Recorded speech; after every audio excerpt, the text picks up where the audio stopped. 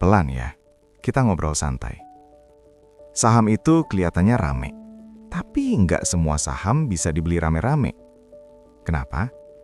Karena ada yang namanya free float. Free float itu apa? Gampangnya gini, free float itu saham yang beneran beredar di pasar, yang bisa dibeli, dijual, diperebutkan. Bukan yang cuma ditulis ada, tapi bisa disentuh market. Kalau saham totalnya banyak, tapi yang beneran muter dikit, itu kayak warung. Tulisannya buka, tapi pintunya setengah ketutup. Nah, kenapa MSCI ribut soal free float?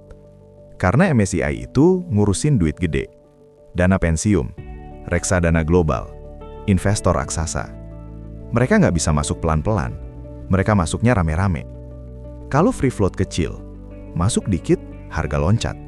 Keluar dikit, harga jeblok. Itu bahaya buat duit gede. Bukan soal cuan, tapi soal stabilitas. Makanya MSCI cerewet. Bukan karena jahat, tapi karena mereka mikir, kalau gue masuk, gue bisa keluar nggak?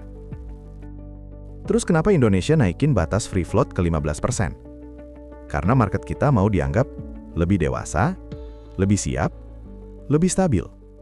Biar duit gede nggak takut. Tapi nih, hati-hati ya. Free float gede bukan berarti saham pasti bagus. Kalau free float gede tapi nggak ada yang dagangin, sama aja.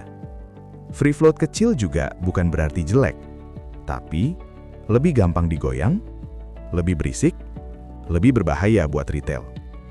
Masalah retail biasanya di sini. Lihat saham naik, nggak lihat strukturnya.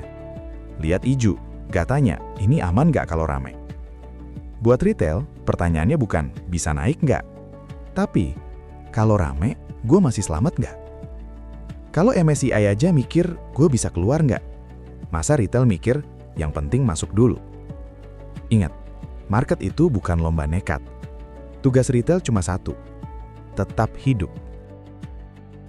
Kalau lu mau belajar saham dari nol, gratis, dan dijelasin pakai bahasa baik kayak gini, lu bisa baca roadmap yang udah gue susun dengan scan barcode ini.